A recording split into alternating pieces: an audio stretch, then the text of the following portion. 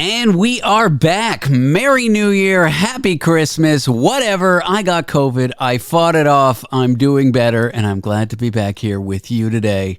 Hope you had a good New Year. If you had resolutions, and I do, I'll probably talk about them this week. I very much hope they're going well for you.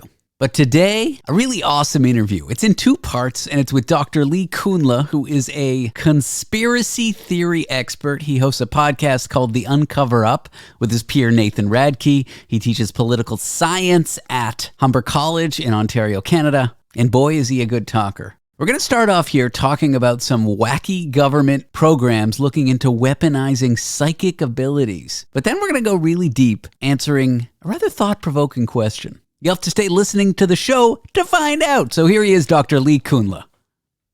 Oh, by the way, this is the show where no one's listening. No one cares. The show where every episode's the last episode. It's This Is Going Well, I Think, with David Cooper. And guess what? I'm David Cooper. All right, here we go.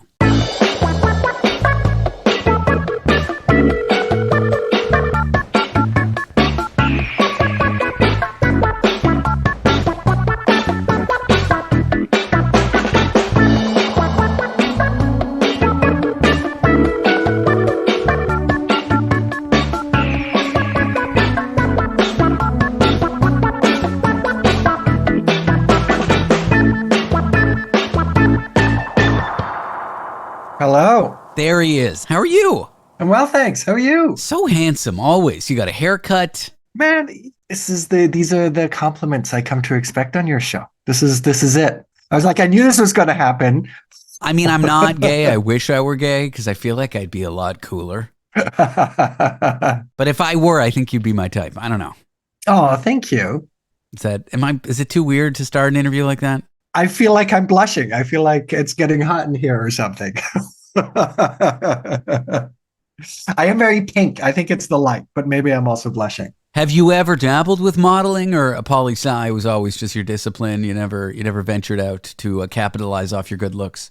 Oh, well, that's sweet of you to flatter me like that. No, I am hilariously not photogenic. I don't know what it is. Like, I become extremely self-conscious as soon as a camera points at me, and I make just dumb faces. There was one time when I was like young and full of myself, and I was like, I should try this, and it just went absolutely nowhere. And so I was like, you know what? I don't need the rejection. I knew it. I knew when you were a kid, someone convinced you to try modeling. I knew you were of that class. Yeah, that someone was me. But still, you're of the class of handsomeness where modeling's a possibility. This is not a world for me. I'm 2'8". I look like, I don't know, I look like the face of where all the money went in Motown. I look really Jewishly. There's no models who look like me. None. Well, maybe that's a lack, Maybe this is your into the industry. I remember a year or two ago, everyone was like, it's Short King Spring. Did you hear about this? Are you plugged in enough with... No, I am not at all plugged in. I'm the opposite. I'm not on the TikTok and the FaceTube and everything, but my girlfriend's a little bit more plugged in than me. And all these videos and tweets and memes are going around about how it's Short King Spring. And short, handsome celebrities were very much celebrated in the media. Have you heard of the show Euphoria on HBO? There was a very short, handsome love interest. And I think it was last spring or the spring before, everyone's like, Short King Spring. Short King being slang for like a short guy who's a king, who's handsome, who's awesome, Well, isn't that though like a lot of Hollywood, like Tom Cruise and Brad Pitt? Don't they actually have to get like little stools so that they look taller in a lot of their scenes? Yes, but they're secretly short. They're not celebrated for their shortness. Right. Oh, okay. And then everyone's like, "Oh, David, you're a short king," and I'm like, "This fad is gonna pass in about 30 fucking seconds." But you capitalized at the moment, right? You got in at the ground floor. No, I was angry because I'm like, I've suffered for 37 years. And everyone's like, oh, short guys are in now. And I'm like, fuck off. In 30 seconds, you're going to run off with some 7'8" fucking Swedish dude. Fuck you. Yeah. Sorry, too vulgar. Tone it back a bit. Happens to the best of us, man. I'm telling you. I wish I had capitalized off it, but I didn't. And now short guys are out again. You never know the trends until they pass, right? Like you don't know that we're in a bubble until it's too late. I'm always the one to, be the last one to buy into NFTs or, the new crypto phase or whatever. Mark, please don't buy NFTs. Oh, no, no, no, no, no. I am now back at the other end. Now I get to enjoy the schadenfreude of the whole I told you so stuff. But there was a moment in there, right, where I'm like, everyone's getting like crazy rich off these ridiculous JPEGs. It was sad for me because it's not only a zero-sum game, it's a negative-sum game because the electricity required to keep those networks up is huge, like billions of dollars. It is unbelievable. In fact, I just read a really fun book called Number Go Up by Zeke Fox. He's a Bloomberg financial reporter, and he did a deep dive into crypto. Now, he was really resistant. Like, he didn't want to. He says it was like sending a food reviewer to review the new Taco Bell that opened. Like, he was like, this is ridiculous. I totally don't want to do this. And then gets right, like goes really deep into the scene and just discovers all of this amazing stuff. And so I learned a lot, like including just the incredible power usage. But I didn't even know this, there are literal human trafficking rings that are based on crypto that like where people are basically what will happen is they'll answer an ad for like an office manager or something, and then they'll show up in Cambodia or Myanmar, and they will be locked in these high-rise office buildings that are completely self-contained. They have like, food shopping centers and dormitories and stuff. They're not allowed to leave. They're beaten, and they have to do scam calls all day long. And the scam is also based on crypto. So yeah, I've gotten those emails where it's like, oh, they're always accusing me of knowing what pornography I'm looking at and exposing me. They're like, we caught you. Have you ever gotten this one? It's like, we caught you masturbating. We know what's on your computer. We have a video of it. We will send it to your boss. Haha, I'm unemployed.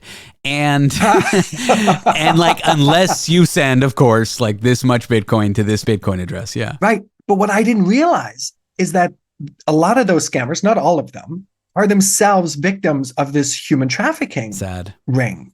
It's unbelievable. With Bitcoin, the only way it's worth money is if some idiot is willing to pay more than you. So it really is, well, in this sense, zero sum, but it's negative sum because keeping the Bitcoin and all these crypto networks alive requires a lot of computing power. Now there's an effort called proof of stake, where there's an effort to shift these blockchains so that it's not really the amount of computing power and blah, blah, blah, but they haven't really taken off.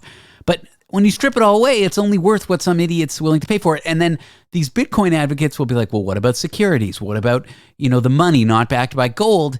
But when you strip away a stock, let's even say it's worth 100 times what its assets are worth. When you strip it all away, there's still an office building, there's still office supplies, there's still computers, there's employees and their willingness to work. There's like a tiny bit of backing value. Now, it may be a huge multiplier. If you were to liquidate Apple right now, would you get what the stock was worth? Not even close.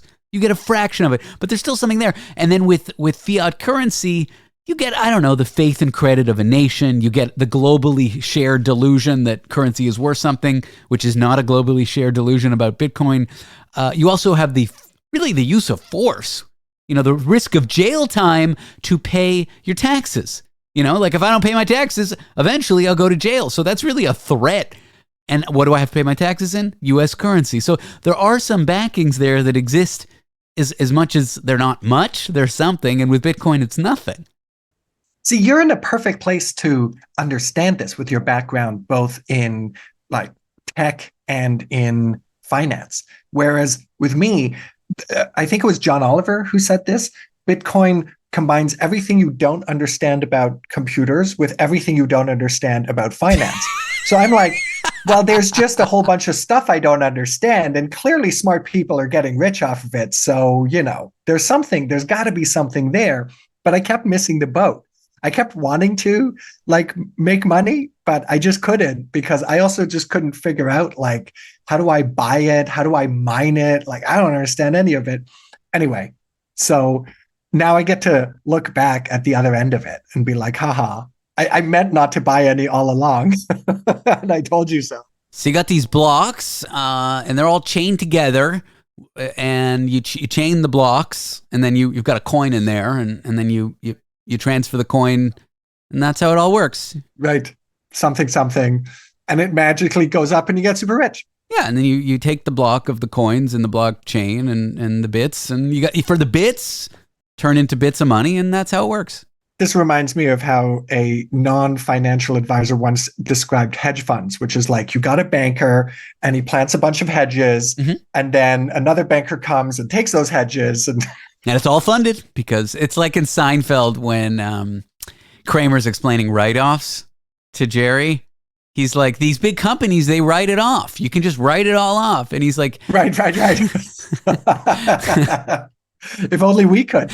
And Jerry's like, you don't even know what a write-off is. And he's like, I don't, but these companies do, and they're writing it off.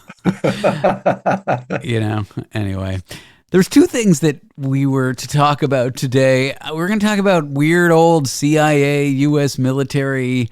Well, I don't know. That's what I brought in. I'm sitting here. Obviously, I'm going to show something on video, which is awesome for podcast material, right? Look at this. So I'm holding up a stack of paper. Yeah. A stack of paper. And these are all now declassified, but they were once highly vintage erotica. No. Sorry, what are you going to say? Yes. No. Well, in a way, if you're a nerd like me, it kind of is, because these were once highly classified secret documents by CIA, DIA, Army intelligence, which all were, like, in one way or another, projects looking into researching and then weaponizing psychic ability. There's a few things I want to say. I feel like when your opponent in an argument, let's say it's the U.S. government trying to cover up their wicked crimes, and then maybe reporters or professors who want to really dig in and get the truth. One strategy, even if you're in the wrong, is just inundate the other side with paperwork. So sometimes I feel like the U.S. government just declassifies 1 million sheets of paper because they're obligated to through the Freedom of Information Act or for whatever reason.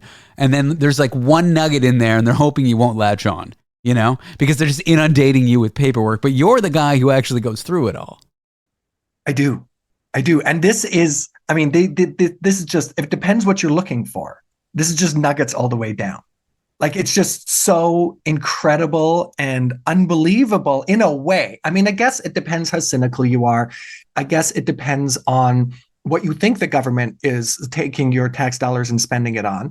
But I just find this just so remarkable. Like, okay, I have here and what's really funny is that actually some of these were sent to me. Now, this is like, it just seems so conspiratorial, right? To get these classified documents once classified. Wait, the government sent them to you? No. This was actually sent. One of them was sent to me by a student. All of this stuff is totally available. So if any of your listeners, if you plug in the project name, you'll get access directly to the declassified CIA documents. Can we just dig deeper for a second here? Like, so deep. I want to dig like really deep here, just for 1 second. Okay. You're German. Yes. Well, I'm no longer German. Germans are so annoying about it. Yeah, but okay. Yes, I was born in Germany. I had a German citizenship. I immigrated to Canada. Now I'm Canadian.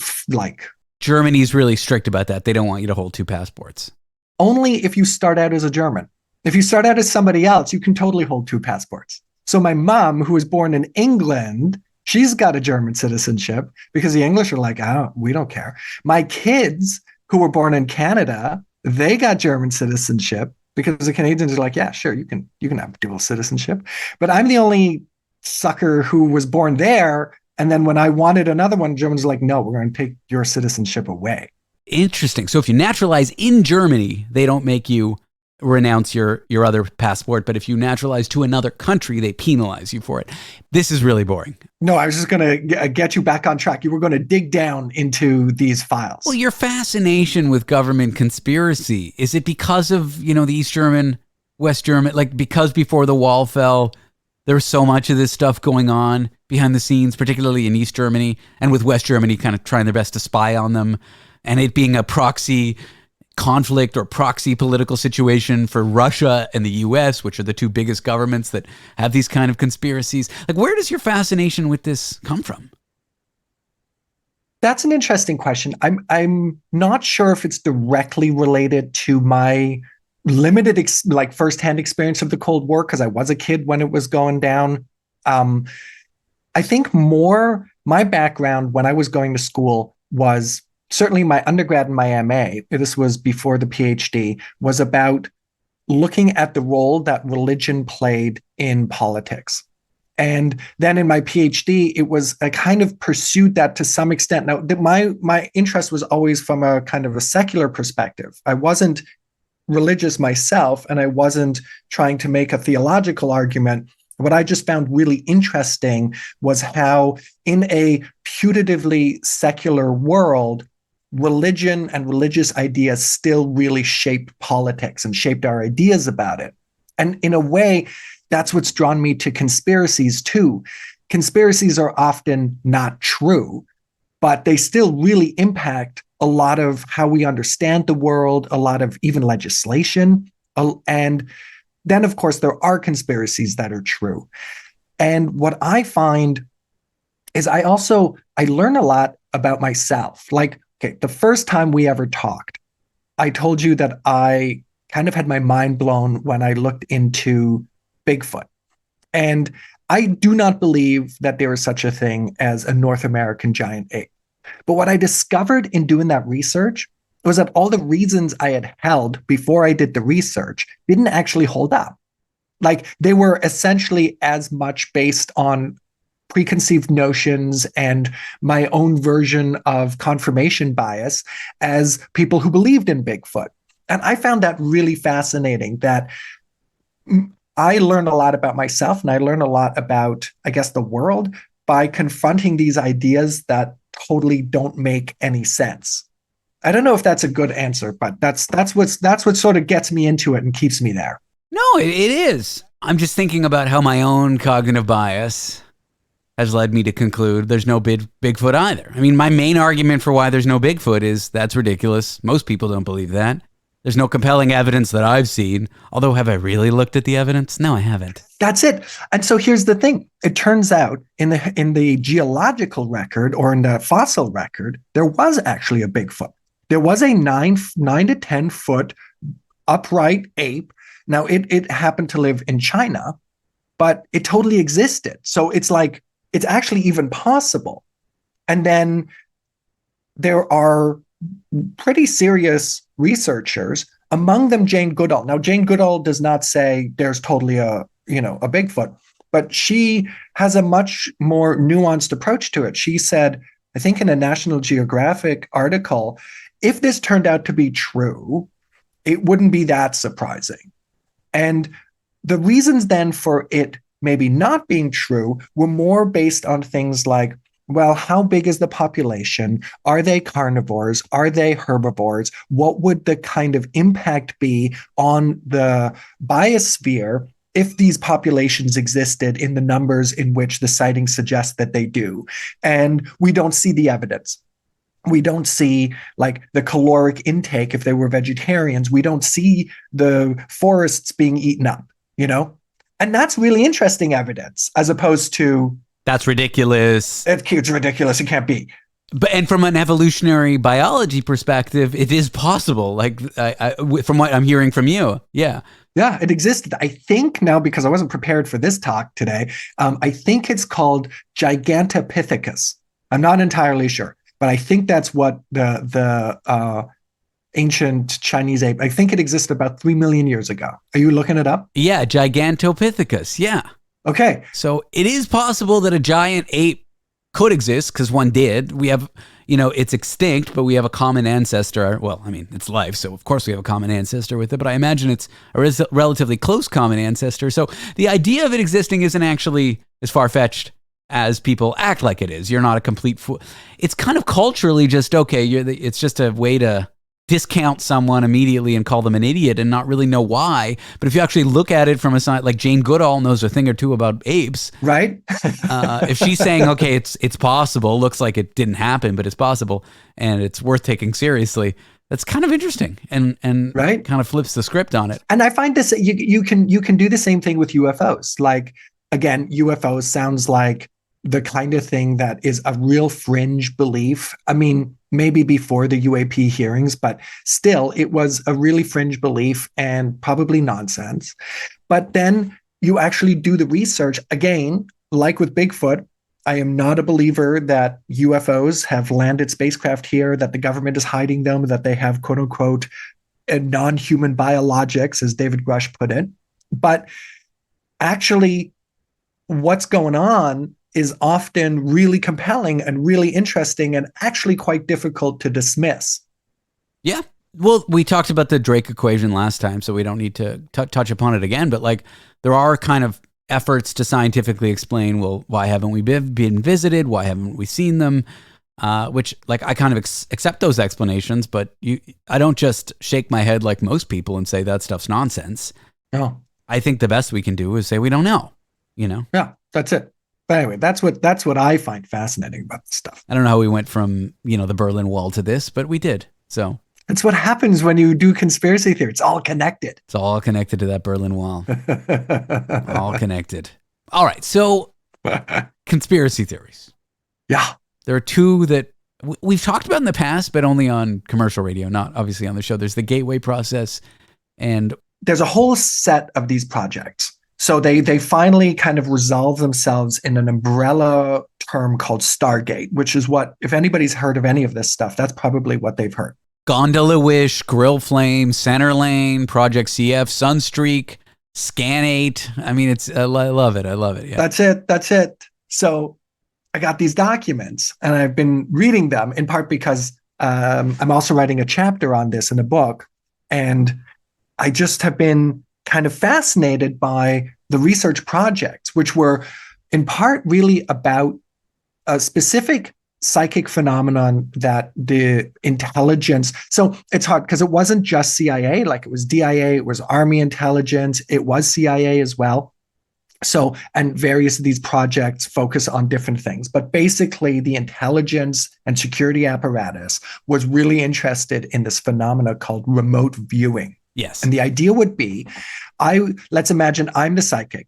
Yeah. So I would be sitting somewhere in an office and you would be the sender. So you would be the person who would go to some location somewhere and you would just like walk around and maybe you would try and affect sending this information to me, or maybe you would just like take in the sights. I would be in the office and I would try and determine what it was that you were seeing. And it was very often, the accounts are very impressionistic. It'll be things like warm grass and a breeze and triangles, and the building has a certain function. It's important. It's to the left. And the utility of this was really tantalizing because, the Americans didn't have a very robust spy network, and that's putting it mildly, in the Soviet Union in the 70s, right? So what you could do is maybe fly some reconnaissance planes overhead and get some grainy footage of some missile silo, maybe, or maybe not. And wouldn't it be awesome if we could get a double agent, right? Like a Soviet spy that we turn, and then that person goes back and gets into all of these secret facilities and is sort of beaming this information back to American psychics who are then recording it and giving just the inside scoop on everything that the Soviets are doing. So that was the plan. And that was the sort of the tantalizing hook that gets first the CIA and then the DIA and the Army super interested in checking this stuff out. Now, is it the incompetence of the American bureaucracy that this project goes from this great idea to a $20 million spend? Like, how do we go from, okay, wouldn't it be great if we could somehow have spies project what they're seeing to our psychics so that we could know about Russian military infrastructure or intelligence infrastructure or whatever, to $20 million being spent by the government in total on these programs. Like it's wild to me. It's like, to me, it's just a show of the massiveness, of the overwhelmingness, of the incompetence of the American government bureaucracy, that people just sign off things go into motion, money gets wasted, they can't stop when they get evidence showing that it's not possible. Like, to me, that's what it speaks of. But you have a much more intimate knowledge of how it goes from inception to, utter failure and waste of money. Well, my initial approach is exactly like yours. I'm like, what is going on here? I mean, the bureaucrats, the CIA, the DIA, the Army, these are supposed to be really sober, serious people who aren't messing around. I mean, there's one thing when some, bookstore owner claims that the psychic abilities are real. But when you have to keep your soldiers safe or your country safe, you're dealing with real world parameters and you don't want to make a mistake here. So like you, I'm like, what is going on here? And I think I have maybe 3 preliminary answers. One of them is just this constant fear, because they're always worried that the Soviets are doing this. So intelligence is leaking out of the Soviet Union that they're having success with these psychic programs. And so the fear is, okay, what if this is actually legit? And then they get a leg up and they're starting to use psychics on us. The language of the missile gap, we couldn't have a psychic gap. So this kind of Cold War logic really paved the way for a lot of projects that, in hindsight, are bizarre, are complete boondoggle wastes of money. But at the time, when you're looking at potential global annihilation and your skepticism, and what's $20 million over 10 years if you're going to be able to keep all of world civilization from blowing itself up? I mean, it's a pittance, right? So I think this is part of the fear of the policymakers is, okay, let's not leave any stones unturned. I mean, we're going to spend a lot more on actual missiles and on actual flyovers of the Soviet Union, but just in case there's something here, we better take a look. I guess that's one answer, right? Interesting. At least intelligence gets leaked, perhaps adversarially as part of a disinformation campaign, or perhaps it's true, but they're hearing, well, Russia's spending this money on psychics. Yeah. And China's spending this money on psychics too. They were getting intelligence from China as well. And so, exactly. So the thinking's like, well, even if this is, fool's gold and goes nowhere, we've got to spend money on it too, just in case. We've got to spend money on it too, just in case. Now, the other thing, though, and this is something that relates back to what recently happened with the UAP hearings and things like this, is that what happens is that within the DoD and, defense and intelligence generally, you have a variety of opinions. And some people are like, this is totally for real. And so right from the beginning, there's a split between kind of believers and skeptics. And again, with this Cold War logic, it's better to be safe than sorry, but it's often then the believers who participate in the program. They're the ones who are overseeing the program. They're the ones who are recruiting more believers into the program. And their funding depends on this, which I think itself adds as turns into a certain kind of motivated reasoning. And so it's not as though they're all just hard-nosed skeptics. There are credulous believers in the scene who are like, yeah, no, this is totally legit. And not to be condescending about this, they're generally not scientists. So they kind of don't really know what might constitute legit evidence or what might be caused by accident or even by fraud. And now this is the third thing, and this is actually kind of outrageous. It all starts in the 70s with SRI, the Stanford Research Institute. Now, SRI itself has this history with defense and military spending stuff, but there's 2 guys there. They're physicists, Hal Puthoff and Russell Targ. And they are first approached by CIA. CIA is like, take a look, see if this thing is real. Well, one of the guys that they get into their research institute is Uri Geller. He's the Israeli psychic of spoon bending fame. Yes. Now, Geller is like fraud, like up and down. He's a magician. He's a stage magician. But unlike other stage magicians who are like, hey, I'm doing a magic show, Geller says, hey, I have psychic abilities. They apparently came from aliens that implanted it in his brain. He doesn't really lean into that much anymore, but he was an Israeli stage magician. He used to do like birthday parties. Bar mitzvahs, weddings, corporate events, quinceañeras. He did it all. Exactly, back in the day. And so he's brought into SRI, and he just blows the socks off these two physicists, who, of course, are just taken for a ride. But they are like, we're scientists, so we know what we're doing, and we put in all these protocols. There are other magicians, especially a guy named James Randi, but Ray Hyman, other people look at this and they're like, no, we could totally scam you. And they even did a film, and Randy takes a look at it and he's like, this is how Geller does it, and this is how Geller does it. But it's in part because of the initial experience with Geller and other people that the CIA is like, oh, there is something here.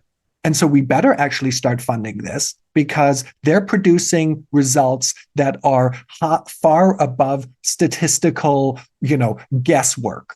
But you're saying because of who was running the program, those experiments to confirm those results may not have been set up using the scientific method, so that they would get good results, but they were designed to kind of succeed. Yes. And they were also just themselves unaware of how they could be fooled. And, I'm no magician. And so if you see a magician do a magic trick, it's really unbelievable. And it is really just, magic is such a low hanging fruit there, in terms of explaining how this incredible phenomenon has happened. And so, okay, they didn't use magic, they used psychic abilities, but as their explanation, but they got totally scammed, and yeah. And then that was, I think, what opened the door to CIA being like, okay, we better take a look at this and put some money into it. What were the early successes of the program that got everyone excited about it and willing to fund it even more? Well, Uri Geller is able to do just amazing things. I mean, he is able to move some kind of needle that's used, I think it's for earthquake detection, and he's able to move this, and it's like really deep underground. He is able to do amazing remote viewing, so that you send a guy out, and then he's able to he's able to do other things, like there's a box which has a die in it, and then you shake it up and he's like, it's number 6, it's number 3. There's one where they have sort of film canisters, old like analog film, like for a camera. And one of them, there would be 20 of them, and one of them would have water in them. The rest of them would be empty, and he'd sort of hover his hands over them, and he would be able to pick out which canister had the water in it. And, this was like, if it's a 1 in a 20 or 1 in a 30, how are you gonna do this? Of course, he designed those experiments. Well, that's the thing. Like, he actually, first of all, he kind of volunteers for the program. The other subjects as well are like, hey, I heard you guys are researching psychics, and they kind of volunteer themselves as well, because Geller wasn't the only one. He suggests the kinds of things that they're going to do. And now, here's the thing. James Randi, the magician I just mentioned, he gets really irritated by this whole thing, because there is this sort of ethical divide amongst magicians, where the honest magicians are like, I'm going to lie to you by doing a trick, and then they do a trick. And then the kind of the bad guys, they're like, yeah, no, I have divine powers and stuff. So Randi kind of trolls Geller, as Geller then goes on and, claims that he has been shown to have these psychic abilities by researchers at the top of their game. And he gets invited onto Johnny Carson's Tonight Show. And Johnny Carson, though, was himself a amateur magician, and he knows Randi. So he calls Randy up, and Randy rigs the stage equipment so that you couldn't do the trick unless you were actually psychic. And what ensues, and you can see this on YouTube, is 20 minutes of the most cringeworthy television you have ever seen as Geller tries to do his psychic routine and is totally unable to because Randy has rigged the props so that you can't fake it. I love it. So, for example, the canister thing, the way that works is he would somehow jostle the table. And you can even see him try this on the Tonight Show. So he's sitting there and he knocks the table with his knee. Now, what would happen is all the canisters that don't have something in it would move slightly and immediately reveal the canister that has the liquid. But Randy had all the canisters nailed down to the table. Now, if you were a legit psychic, this shouldn't matter, right? No. It shouldn't matter if the canisters are nailed down to the table or not. Spoon bending, apparently, I looked it up on YouTube. It's very easy. You can bend most spoons with your thumb. But Randy then had special spoons made. Out of like thick steel or something. Yeah, right? And so there he is, totally unable to do all his routine. And he even goes so far as blaming the audience for the fact that it's not working. Because part of Geller's shtick was always, we're going to do this together. Like, you guys think bend, and then, and then if it doesn't work, it's your fault. Yeah, it's an often argument used to justify religion. Like, you have to believe it in order for it to be true, and it's true because you believe it. And if you don't believe it, you're guilty of. There's these circular arguments, right? The audience has to believe it for it to be true, but I'm also trying to prove to you that it is true. But I can only prove to you that it's true if you've already believed that it's true. It's circular reasoning. Yeah, and people get taken in by it, right? And I think that's part of what then accounts for, okay, let's keep researching this. Let's keep looking for it because we're getting, quote unquote, great results. Now, these were Geller's results. They did get other results with Ingo Swann and others. And then that then opens the door. The CIA kind of loses interest in the late 70s, but DIA and Army kind of take over, and they go like whole hog, like the Gateway Project. This is about like astral projection and stuff. Like to other planets, or? Yeah. Like, no, it's this is what I'm talking about. Like, this is where it totally, they were in their remote viewing. They were legitimately trying to go to other planets and look at alien bases at other planets. Yeah, this is what tax dollars were being spent on. Like, oh, let's steal the alien military equipment? Once you have believers with a bunch of money and no oversight, and you just let this kind of go on for a decade, I think this is kind of what comes out at the other end. It's like, well, I'm kind of getting bored now of just remote viewing bases in the Soviet Union. If this is legit, why don't we go remote view some alien bases on Titan or wherever? Yeah, forget about Russia. Let's go to, I don't know, Alpha Centauri. Maybe they got better nukes there or something. Exactly. Jesus. I filed my taxes late this year. I mean, I requested an extension. I filed them late, but, within the... So glad that my money went there, so glad. Right? Now we have the money because, again, this is in a way still happening. So there was a journalist for the New York Post who did some really interesting reporting on the background of the UAP hearings. And this is all related to Skinwalker Ranch. And so there are like elected officials together with people in the DOD who are hardcore believers. These are Pentagon officials, intelligence officials, other people, and they are spending tax dollars researching things like, I don't know, what is it? Dino beaver cryptids at Skinwalker Ranch. Sorry, dino beaver cryptids at Skinwalker. Is that even English? What does that mean? I know. I know. But this is the thing that is sometimes happening behind the scenes when you get these hardcore believers who don't really need to justify what they're doing with tax dollars and are spending tax dollars on these pet projects to go find out whether interdimensional aliens are landing in Skinwalker and there are mysterious cryptids or other kinds of werewolfy type things. Is there alignment with the alt-right conspiracy of like lizard people and Illuminati here? Like, when you get down, does it all always kind of land there, or are we still kind of just sincerely looking for aliens? You know, I think a lot of times if we were to put these things in a Venn diagram, you get a lot of overlap with a lot of different things. And I think you are always dealing with sincere believers. You're also always dealing with grifters.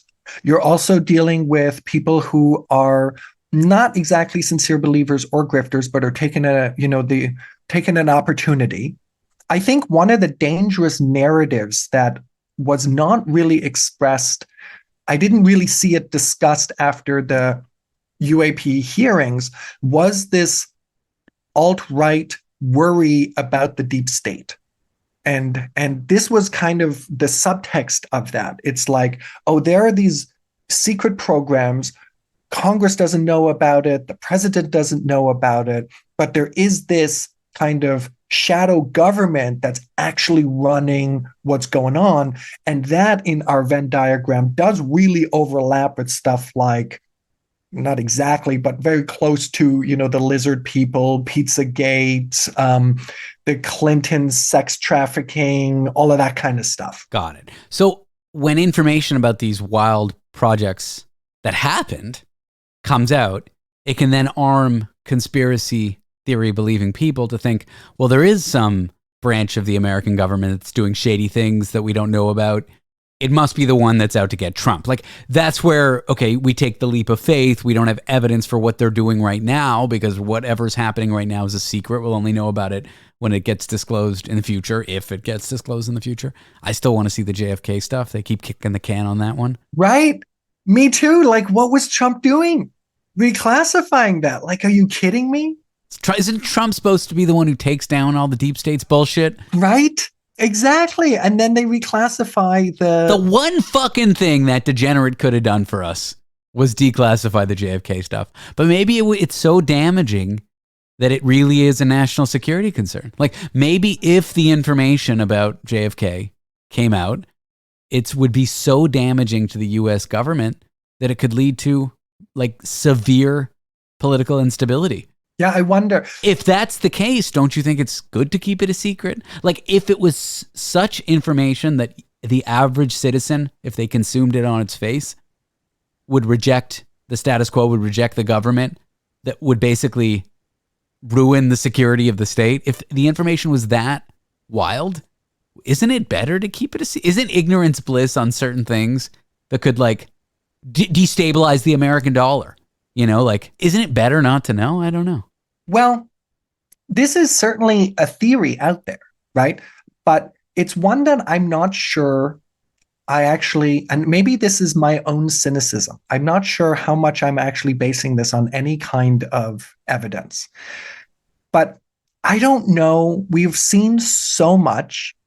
Take stuff like, and this is going back a long time, I realize that, but take stuff like, the essentially made up claims about weapons of mass destruction, which underlay a war, and how much destruction and how many lost lives on both sides, especially though in Iraq and in Afghanistan. But the weapons of mass destruction was the second Iraq war.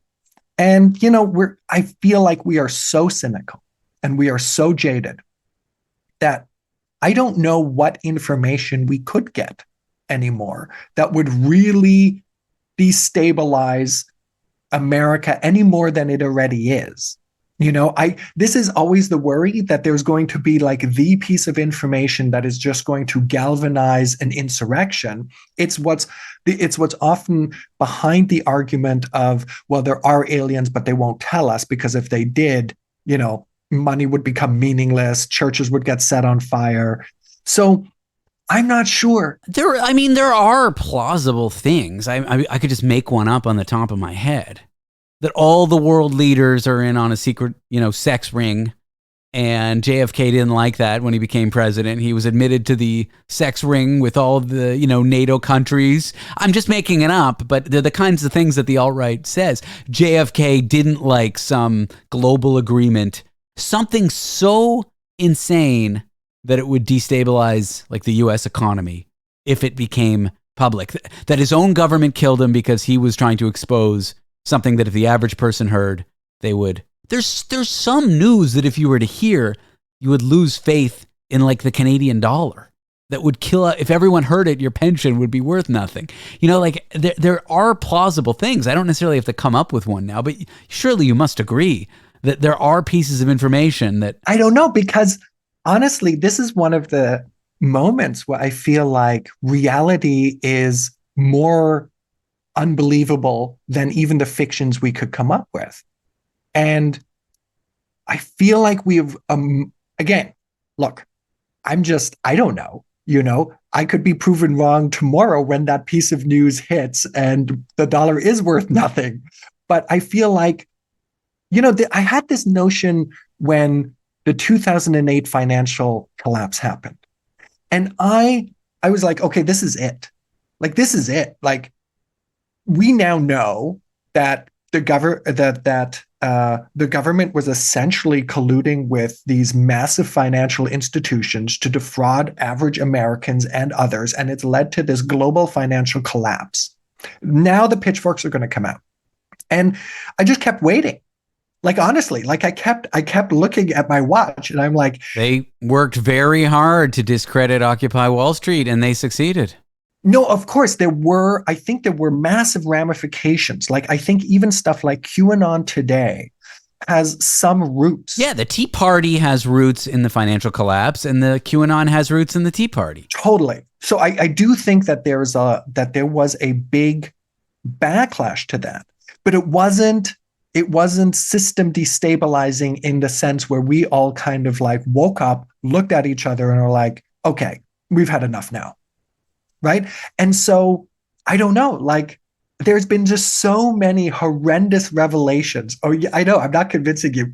But in the history of humanity, there have been things that the citizens of a country decided to no longer tolerate and overthrew their government and did it. The very founding of the U.S., the Brits behaved in such a way that caused Americans to pick up their muskets, bunch of old crusty white dudes, and shoot at redcoats. There are things in the history of civilization where the people could no longer tolerate the behavior of their government and overthrew them. This you must clearly agree with. It has happened. And so plausibly it could happen again. And plausibly, yes, information about the JFK assassination would lead the U.S. and the West at risk of that. I'm not saying anything I'm saying is true. I'm saying if it were true, would you want to know about it? Or would you rather people not know and get to keep your bank account and safety for your family and live in Canadian society, with all its warts and problems that exist today, but is relatively stable? It's a time of general peace. Would you rather that, or would you rather know what happened to JFK and risk it all? If that were the alternative. I'm not saying it is, Lee. I'm posing it as a hypothetical. If that were the alternative, it would give me some pause. And of course, there is a role for secrecy, right? We don't want the blueprints for how to make nuclear weapons just totally available to everybody. No. The guy who wrote that book, Anarchist Cookbook, right, which was basically, here's how to make homemade bombs, was one of these truth fundamentalists who were like, information should get out there. And he really regretted that. He regretted publishing that because that's not necessarily really useful information. So I do believe that I probably believe that we should have far fewer secrets than we do. And it is a compelling question. Do I want to know the truth above all else? Even if it were to come at the risk of societal collapse. If you could convince me, which I'm still not convinced, but... Well, you might want the truth because you might be able to handle it, but as part of you getting the truth, everyone gets the truth. If there are secrets that hold society together, is that a good thing or a bad thing? Yeah, that's an interesting concept. Yeah, I like that. I like that. Secrets that hold society together. But it justifies the keeping of secrets by shady government organizations. So it's double-edged here. This logic that I'm using, that should those secrets exist, the state has a right to keep them, can justify shitty behavior. Well, and it certainly does, right? And we certainly have too many secrets. I'm sort of, okay, maybe now I'm maybe the more optimistic of the two of us, because I also think that societies are more resilient when they are transparent. Yes. And I think that we are able to deal with a lot more information. Also, stuff that is, supposed to be quite dangerous or scary. I think on the whole, it's better if we as a society know what's happened and we can respond adequately. This notion of an open society comes with some risks and comes with discomfort. And yet I still am on the side of, on the whole, I think that we can handle it, and it's good for us if we do know the truth. But don't transparent and open societies run the risk of non-transparent and non-open society, closed societies that are authoritarian, that are fascist, that have oligarchies, that are doing shady things, that interest is to undermine the free and open society so they can succeed and they can make more money and this kind of stuff? Don't they need to protect themselves from that? And isn't one way to operate an arm of the open society in a shady way? I think that's the argument, right? I think that's the argument. And yet this is, again, really based more on belief and disposition than any hardcore evidence. And yet I think that the best way you arm yourself is with transparency. That transparency itself actually makes a society more resilient to attacks and shenanigans and disinformation by foreign adversaries. What makes you think that? Because all the evidence and all the historical examples of open societies. I think, for example, if we were to take, and again, I recognize the limits of this argument, but if we were to take processes which are predicated on openness, take, for example, scientific inquiry. Mm-hmm. Science works because you have to show your results and other people get to critique it. The court of law is similar. You have this kind of adversarial position where you have one person says this, my client's innocent, and the other person says they're guilty. And then they kind of fight it out in public, as it were. They have to show their receipts. And I think that while you do get miscarriages of justice and you do get crappy scientific theories that emerge, I think on the whole, it's better than the other way. I do too. I'm just offering a counterpoint or a counter argument. Yeah, no, it's a very compelling one, My cat is yelling. Can you give me 1 sec? I just want to make sure he's okay. Okay, here's the thing. I actually have a meeting. Oh shit, how do you want to wrap this up? I don't know, because I'm having a ton of fun here. Like this is where it's at, man. Like this is great. This is what I think about a lot, but no one's ever talked to me about it. Well, here, let's do this then. We climaxed. We ended without getting any point. It was premature ejaculation of an interview. Let's just end it there and we'll pick it up next time. I mean, there's nothing more we can do. You got shit to do. And I'm sorry. It's because my boss actually scheduled this meeting. So otherwise I'd skip it. Your boss is more important than this shitty show. No, I would love to be here. This is... Lee, I want a free and open society. I am not in favor of like the U.S. government keeping shady secrets. I just see the state's logic for why they're so secretive.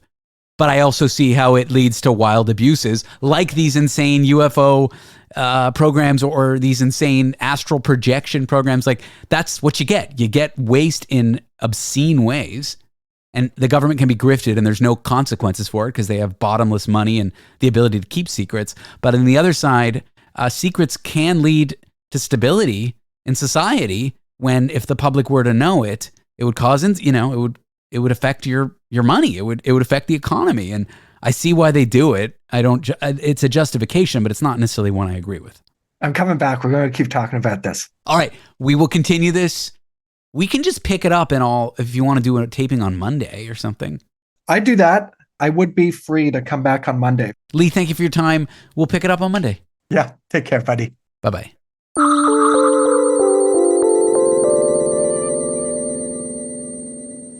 Mr. Kuhnle. How are you, Mr. Cooper? Good. We were talking about which I'm sure you've now had time to think about. I'd reconsider my opinion. Is that it? Well, you're just like, not only are you just right out the gate more intelligent than me, you're also educated in this kind of stuff. Whereas I'm an idiot and I don't have the education. So, but I think my theory or the thing I asserted or the devil's advocate I was playing. Yeah. Do you want to jump right into this, by the way? No, I was gonna ask you the same thing. Did we want to continue on? Like, so what happened? We started with something else, right? And then we got into this conversation. And I think we both got excited and animated by it. And then I had to go to a stupid meeting. So I'm happy to talk about that instead. You know, I just bring you stuff because it's like, look, this is what I'm working on. I have something to say about it.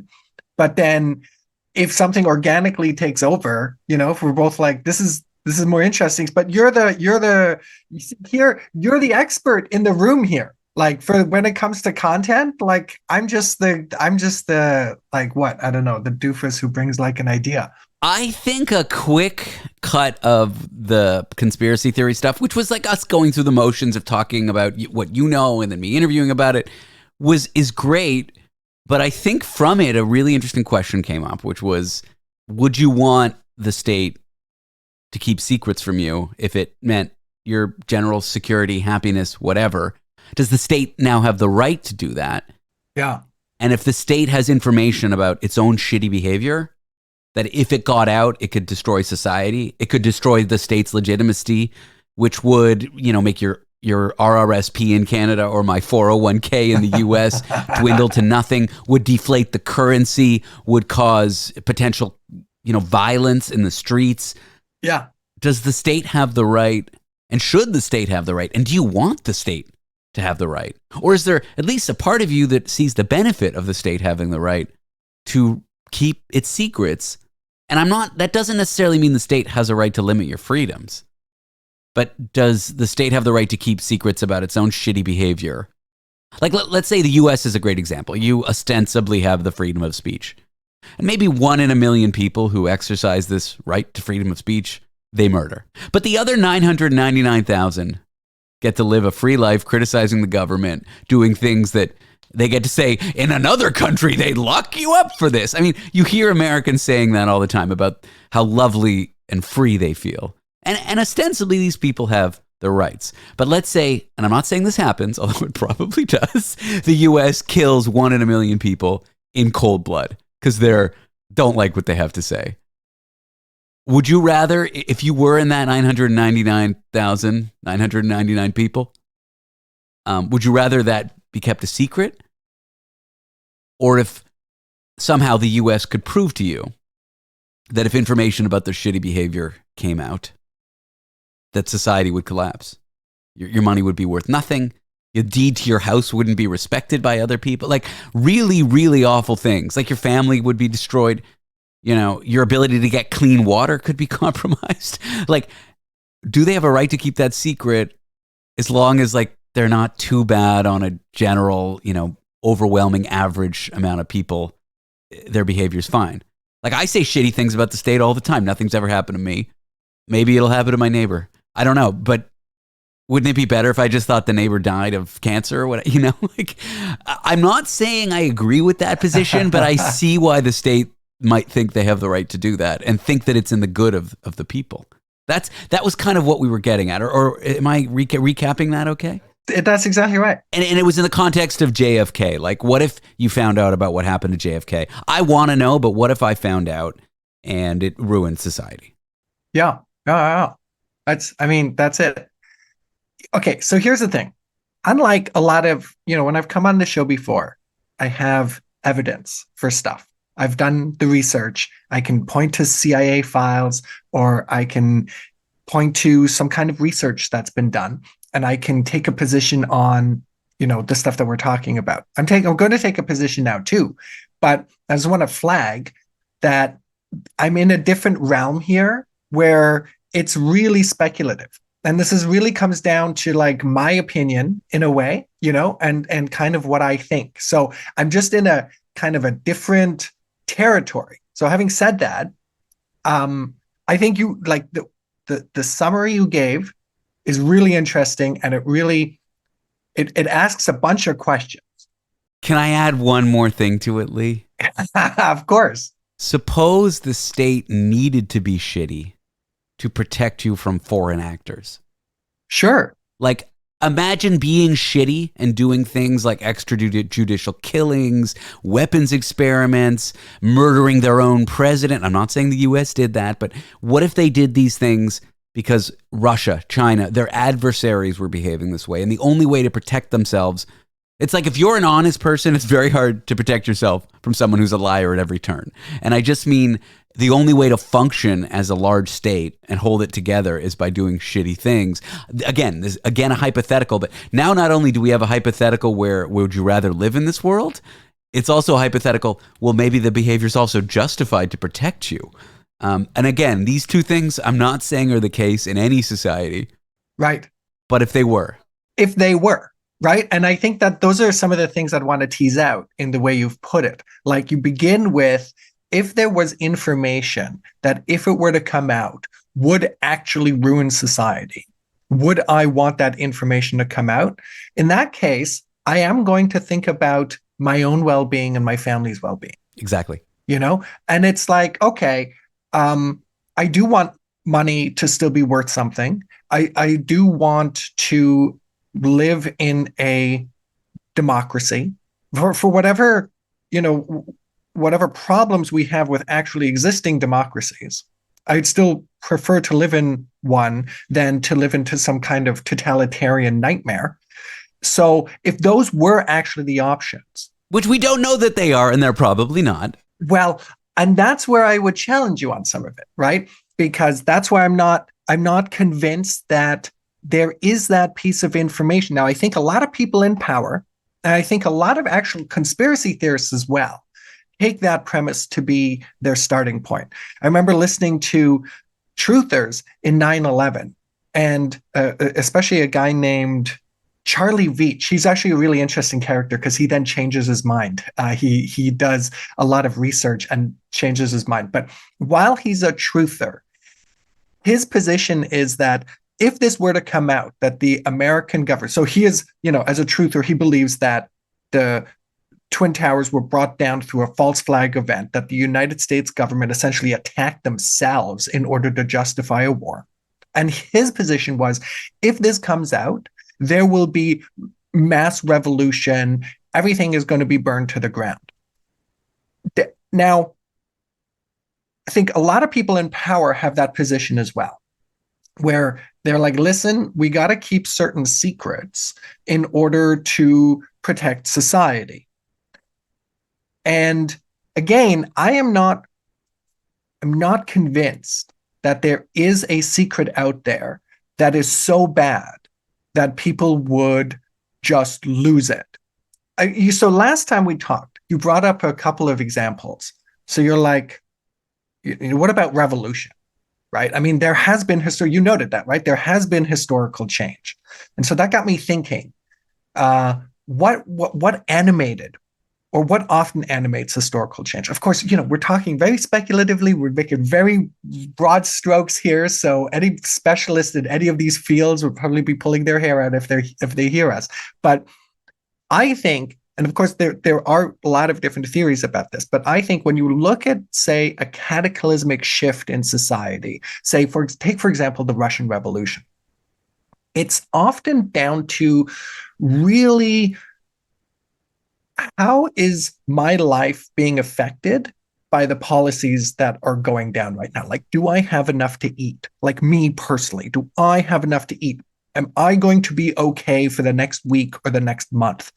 One of the most devastating factors that led to the Russian Revolution had nothing to do with Soviet ideology or Bolshevik ideology, which is often how we interpret it afterwards, because they were the ones who kind of like rise out of the ashes and are like, you know, almost as the only ones left. They're like, okay, we win.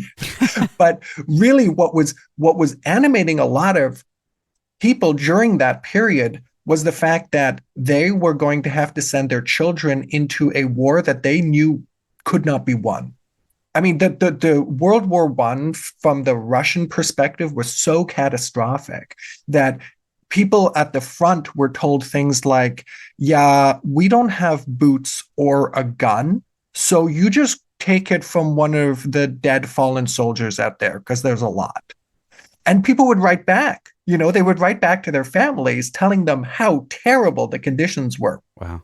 And I think that more than any kind of ideology or even the excesses of the Romanovs and their Fabergé eggs or whatever, it's that kind of stuff. And you look at like the 1960s when there was like this mass anti-war movement. Again, this is in the context of a universal draft where like, I'm going to be sent to the front in Vietnam. I'm some kid in college and I'm going to, or whatever, 18 years old, and I'm going to be sent into this hellscape. And under those conditions, people are willing to, get up and change things. What I haven't seen historically is that when we have had really horrendous revelations about government overreach, think about the kind of stuff that Snowden revealed when he absconded. You actually talked about an extrajudicial killing, for Americans who kind of speak their mind.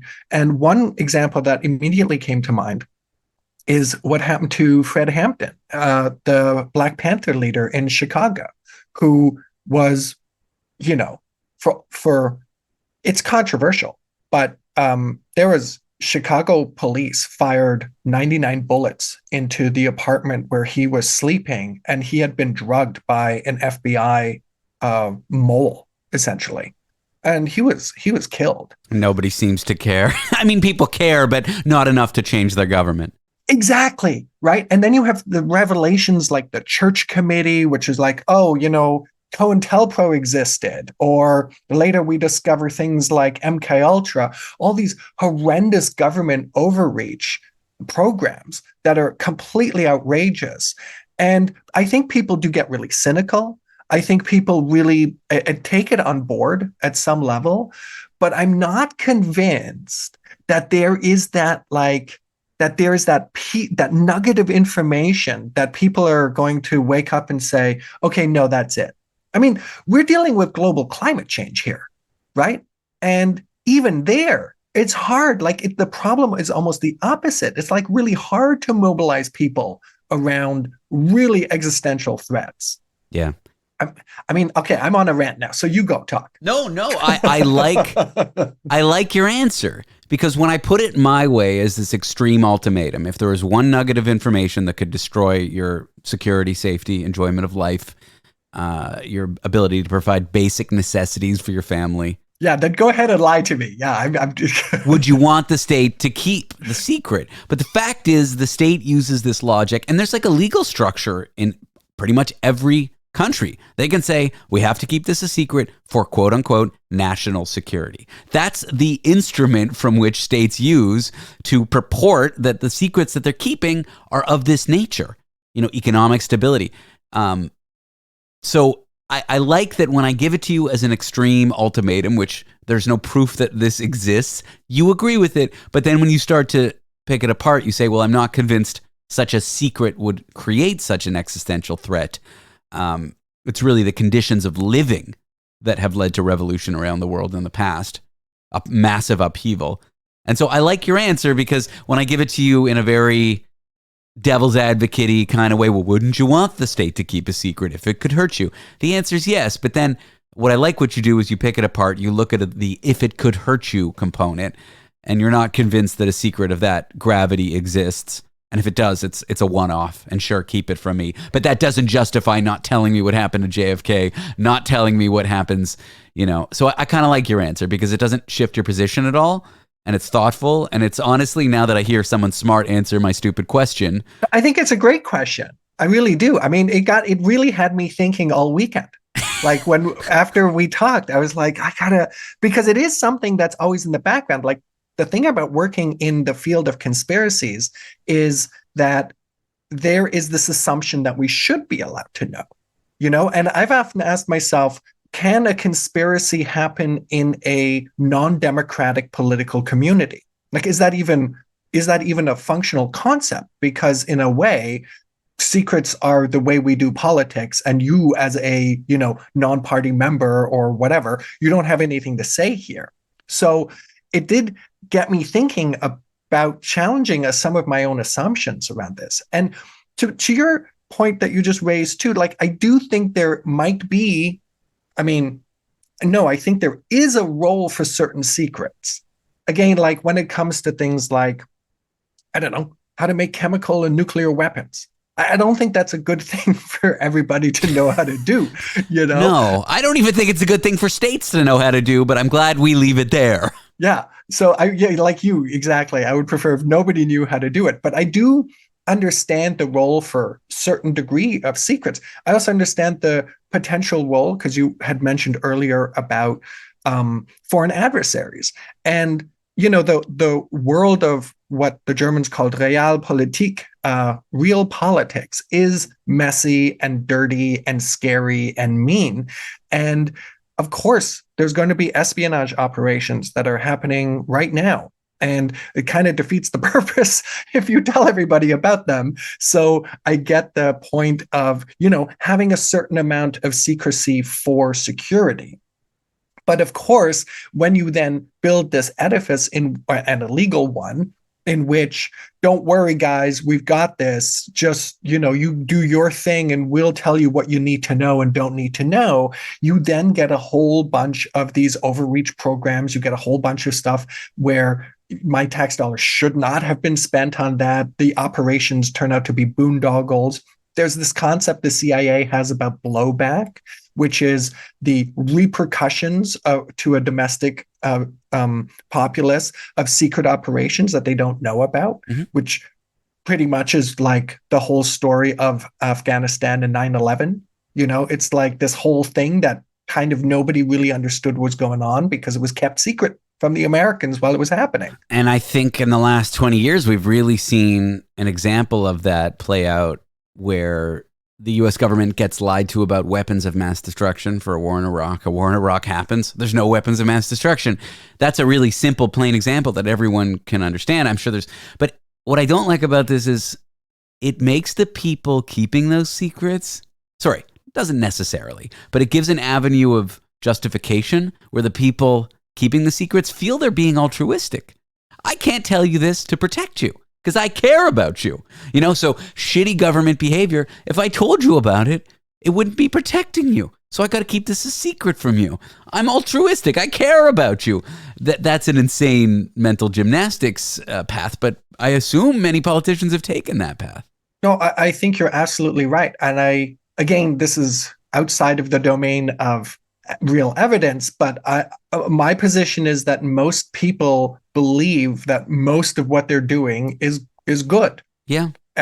Regardless of how horrendous the consequences are and how we might view those actions, I think, people who are, look, I'm going to cut a lot of people I don't like some slack here by saying you take a lot of BS when you become, go run for elected office. And there is a certain amount of courage that requires. And I'm married to a civil servant. There's a sense in which people who do government work, be it in the bureaucracy or in the elected branch of it, they are trying to make the world better.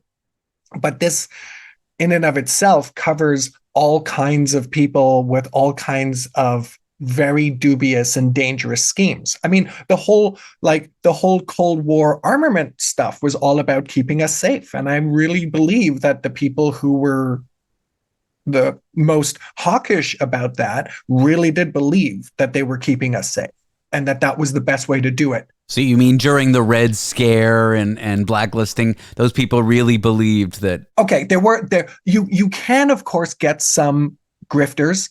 And I think Senator McCarthy himself was actually knowingly a scammer. Like when he first starts with his list of, I here have a list of, what was it, 205, names of people working in the State Department. That was actually a speech that he was holding, that he was going to give instead of this kind of fire and brimstone communist or Among Us speech. So there are grifters in the system. They do take advantage of it. But by and large, people, I can't believe I'm saying this out loud, but people like Richard Nixon, he actually believed it. Like, he was like a fervent anti-communist. He believed that communism was super bad, and that anything that you did to keep Americans from falling victim to communism was justified. I think about the war on drugs. Yeah. Was it Nancy Reagan was big in that? Nancy Reagan, just say no. I think she really wanted to help parents not lose children to drugs and that world and the violence associated with it and the health problems associated with it. But what you end up with is a horrendous, one of the worst human rights travesties to ever happen. The U.S. has both more incarcerated people than any other country, also per capita, as a result of the war on drugs. And it's sick, the outcome from it, and the waste and the spending and the loss of human life and their potential. But no, I don't think she was, I don't like her, but I don't think she was a grifter. I don't think she started the war on drugs to bully minorities, No. And so this then almost, I think, brings us full circle again, because then how do we protect the democracy from this kind of overreach? And I think that in the past, the exposure of these kinds of programs, which were really outrageous, ended up putting kind of limits on the agencies that were doing them. So again, I refer to the Church Commission. So for those who don't know, this was a Senate hearing in the 70s where elected officials were like kind of waking up to what the FBI, the CIA, all these agencies were doing. And they're like, excuse me, what were you guys doing? And so from that, there are then rules. I think one of the things you get is the Freedom of Information Act. So I haven't prepped for exactly this. So it could, but it's that kind of stuff. Another thing you get is a civilian oversight committee. So again, these are elected representatives who are now kind of, 8 of them, I think, who are actually charged with looking at what these secret programs are and if they are actually compatible with American values and democracy and rule of law and all of that kind of stuff. The CIA puts its hand up and say, look, we're sorry, we're not going to do this again. The FBI essentially does the same thing. They're like, we've learned our lesson. So that's where I wonder if a kind of more tolerance for openness and revealing our secrets isn't the best protection from these kinds of overreaches. No, I think it is. I just brought this up because I did find that interesting. Just the thought that, well, JFK really precipitated this line of thinking for me. That seems like it seems like the U.S. government knows what's going on. Why the hell else would they be kicking down the release of these files every time they're supposed to be released? I don't know. I don't know what's in the files, but I just think that's a novel example of what could be, I'm just hypothesizing, an event that could affect the security of the state in a massive way. Okay, I give you a theory here because, of course, both of us haven't seen the files. I think is it Menninger? There's a theory out there. I think that was the author who came up with it. And his idea was, okay, you know what happened to JFK was actually the first shot that Lee Harvey Oswald fires is not meant for the president. It's meant for the governor who's sitting in the car with him. And Lee Harvey Oswald's got some history with him. He wanted whatever. And then the second shot is actually when the security detail in the car ahead of him, they kind of look, he turns around and he looks back to see what's happening. And at the same time, the car that he's sitting in zooms away and his being kind of pushed back like that, he misfires and he accidentally. So his JFK security detail accidentally shoots the president. But why wouldn't the government want us knowing that? It's just silly. Because what if that guy's still alive, right? That was the one thing I was thinking. Like, what if that guy is still alive Interesting. And this is a sort of like, I'm spitballing here. I've got no idea, right? Oh, so it's sort of a gesture of kindness towards that guy. Like we won't. Not even to that guy, but to the agency. It's like, we're not going to throw you guys under the bus, as a kind of, a backdoor secret agreement thing. We're just going to just wait till everybody who is involved at all in this is dead and gone. And then fine, we'll release it. Oh. I don't know. I really don't know. No, we're just looking at plausible explanations. That's all. I mean, that's the thing. We don't know. We don't know. There could be, who knows what it is, like some silly thing that the government is just, we're in power. We don't want the people to know because it embarrasses us. And that's it. That's why they haven't been released. Or it was, lizard people. And he was a lizard person. And he got cloned by a lizard something. The other thing is, of course, that Lee Harvey Oswald was a communist who had defected to the Soviet Union twice. I mean, at the time, if this wasn't handled properly with a certain degree of secrecy, and here's where your question about secrecy is that kind of really stark opposition where the truth could, cost me everything. I think one of the things that decision makers were really worried about was being forced into a logic of World War III, this time with nuclear weapons with the Soviet Union. Because if it even looked sort of like Lee Harvey Oswald was operating on behalf of the Soviets, he did defect twice to the Soviet Union, and then comes back and shoots the president. Now you're locked in a kind of, we have to go to war. We have to go to war, and this time the war is going to be with nukes. If your, thought experiment of, well, if it was our fault all along, and yet it's very obvious from the way that we're framing this that it might have been the communists, even though it wasn't, and we don't want to go to war with them, maybe we should get rid of Oswald too and just call the whole thing, call it a day.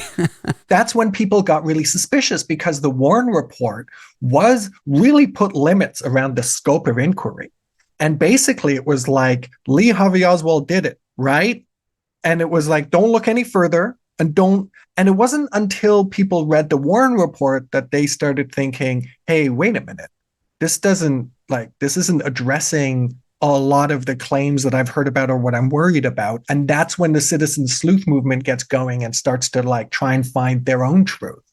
But again, if you're Lyndon Johnson trying to prevent World War III, maybe you're like, don't look too hard right now because we got bigger problems. Well, there's a secret that it would be altruistic to keep from you. A secret that could start World War III. Right? Exactly. Well, maybe this is the thinking. Back then, the secret was classified as, if this comes out, World War III will start.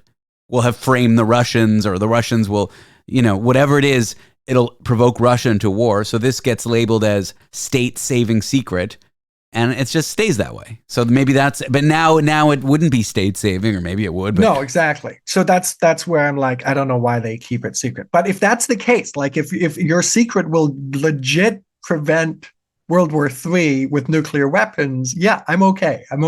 If the U.S. has a structure to classify secrets as state-saving, really state-saving, and it sounds like the assassination of JFK, if it could have provoked the Russians into a war then, a nuclear war then. I think it would have provoked the Americans into a war. I think that's the danger. Sure. Let me rephrase this. If the assassination of JFK, at the time it happened, was a World War III starting level secret, it would have been classified as such. And it just, the American bureaucracy. Try changing your license class from try changing your last name after you get married in the U.S. Try doing it the American bureaucracy. So I'm just thinking now, well, try reclassifying a secret that was once classified as prevents World War III. Maybe that's why it's so hard. And Trump was like, I don't want to do this fucking paperwork. This, I'm not saying any of what we're saying is true, obviously, but it is fun to talk about. And maybe that's it. It's just at the time they felt that secret could start World War III, whatever it is. Nowadays, it's like a nothing burger. But because it got classified that way then, it remains classified that way as a matter of, bureaucracy. That's plausible, is it not? Sure. No, totally. And again, then I'm okay with certain kind of secrets if it saves planet Earth. Yeah. That may have been one at the time, but it's, now it's not. Exactly. And that's the problem, is that I think a lot of secrets then are sort of thought about in that way, in our updated version of that.